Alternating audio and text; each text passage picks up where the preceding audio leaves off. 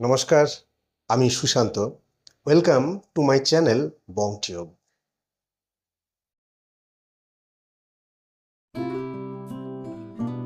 আজকের দিনটি ভারতের ইতিহাসে একটি উল্লেখযোগ্য দিন।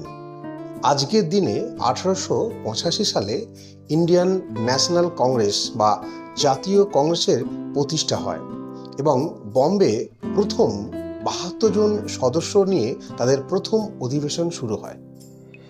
সিনেমা প্রেমী সকল মানুষের কাছে এবং ভারতের সংস্কৃতিতে আজকের দিনটি একটি অত্যন্ত গুরুত্বপূর্ণ দিন, কারণ আজকের দিনে 1895 সালে প্রথম একটি গল্পকে কেন্দ্র করে ফিল্মের আকারে রূপান্তরিত করা হয়।